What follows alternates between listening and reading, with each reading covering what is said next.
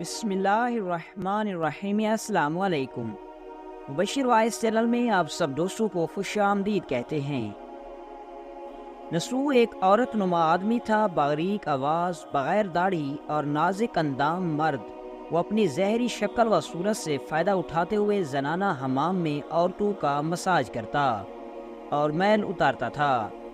کوئی بھی اس کی حقیقت نہیں جانتا تھا، سبھی اسے عورت سمجھتے تھے۔ یہ طریقہ اس کے لیے ذریعہ معاش بھی تھا اور عورت کے جسم سے لذت بھی لیتا تھا۔ کئی بار ضمیر کے ملامت کرنے پر اس نے اس کام سے توبہ بھی کر لی، لیکن ہمیشہ توبہ توڑتا رہا۔ ایک دن بادشاہ کی بیٹی حمام گئی۔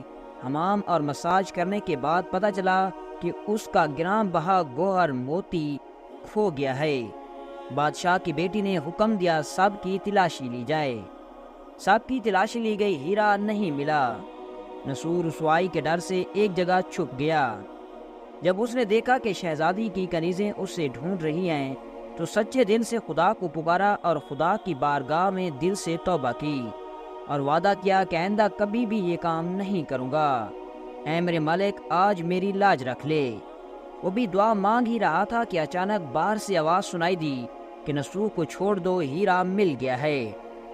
نسو نم آنکھوں سے شہزادی سے رخصت لے کر گھر آ گیا۔ نسو نے قدرت کا کرشمہ دیکھ لیا تھا اور ہمیشہ ہمیشہ کے لیے اس کام سے توبہ کر لی۔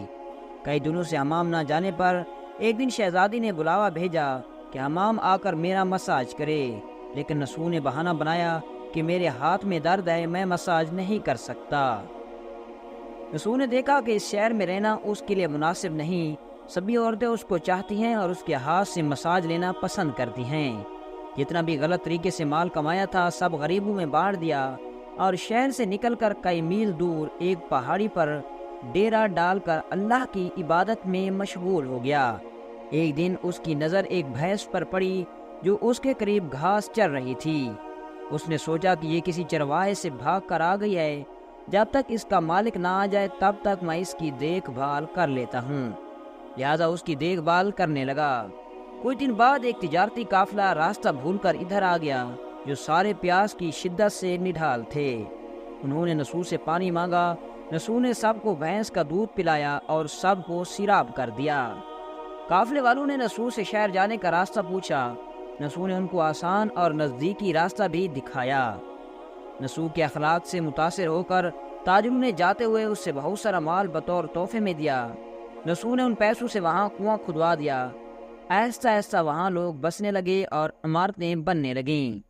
وہاں کے لوگ نسو کو بڑی عزت و احترام کی نگاہ سے دیکھتے تھے۔ رفتہ رفتہ نسو کی نیکی کے چرچے بادشاہ تک پہنچے۔ بادشاہ کی دل میں نسو سے ملنے کا اشتیاق پیدا ہوا۔ اس نے نسو کو پیغام بھیجا کہ بادشاہ آپ سے ملنا چاہتا ہے، مہربانی کر کے دربار میں تشریف لے آئیں۔ جب نسو کو بادشاہ کا پیغام ملا تو اس نے ملنے سے انکار کر دیا اور معذرت چاہی کہ مجھے بہت سارے کام ہیں، میں نہیں آ سکتا۔ بادشاہ کو بہت تعجب ہوا، مگر اس بے نیازی کو دیکھ کر ملنے کی طلب اور بڑھ گئی۔ بادشاہ نے کہا اگر نسو نہیں آ سکتے تو ہم خود اس کے پاس جائیں گے۔ جب بادشاہ نسو کے علاقے میں داخل ہوا، خدا کی طرف سے ملک الموت کو حکم ہوا کہ بادشاہ کی روح قبض کر لی جائے۔ چونکہ بادشاہ بطور عقیدت نسو سے ملنے آ رہا تھا اور رعایا بھی نسو کی خوبیوں کی گرویدہ تھی، اس لیے نسو کو بادشاہ کے تخت پر بٹھا دیا گیا۔ نسو نے اپنے ملک میں عدل و انصاف قائم کیا۔ وہی شہزادی جسے عورت کا بھیس بدل کر ہاتھ لگاتے ہوئے بھی ڈرتا تھا، اس شہزادی نے نسو سے شادی کر لی۔ ایک دن نسو دربار میں بیٹھا لوگوں کی دادا رسی کر رہا تھا کہ ایک شخص وارد ہوا اور کہنے لگا کچھ سال پہلے میری بھینس گم ہو گئی تھی، بہت ڈھونڈا مگر نہیں ملی، برائے مہربانی کر کے میری مدد فرمائیں۔ نسو نے کہا تمہاری بھینس میرے پاس آئے، آج جو کچھ میرے پاس ہے وہ تمہاری بھینس کی وجہ سے ہے۔ نسو نے حکم دیا کہ اس کے سارے مال اور دولت کا آدھا حصہ بھینس کے مالک کو دیا جائے۔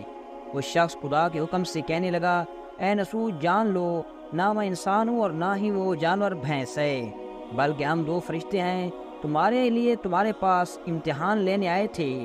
یہ سارا مال اور دولت تمہارے سچے دل سے توبہ کرنے کا نتیجہ ہے۔ یہ سب پوچھے تمہیں مبارک ہو۔ وہ دونوں فرشتے نظروں سے غائب ہو گئے۔ اسی وجہ سے سچے دل سے توبہ کرنے کو توبہ تو نسو کہتے ہیں۔ تاریخ کی کتب میں نسو کو بنی اسرائیل کے ایک بڑے عابد کی حیثیت سے لکھا گیا ہے۔ کتاب مثنوی معنی دفتر پنجم انور۔ نسو رزق کمانے کے لیے اللہ کا ناپسندیدہ وہ کام کیا کرتا تھا۔ جب وہ کام اللہ کے خوف کی وجہ سے چھوڑا تو اللہ نے رزق کے اسباب پیدا کیے اور بادشاہت تک عطا کر دی۔ حرام طریقے سے لذت حاصل کرنا چھوڑا تو اللہ نے نکاح میں شہزادی دے دی۔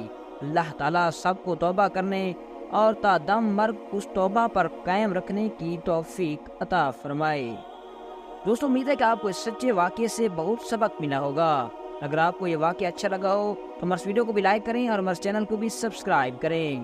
ملتے ہیں انشاءاللہ نیکسٹ ویڈیو میں ایک دلچسپ واقعے کے ساتھ۔ اجازت دیجیے، اللہ حافظ۔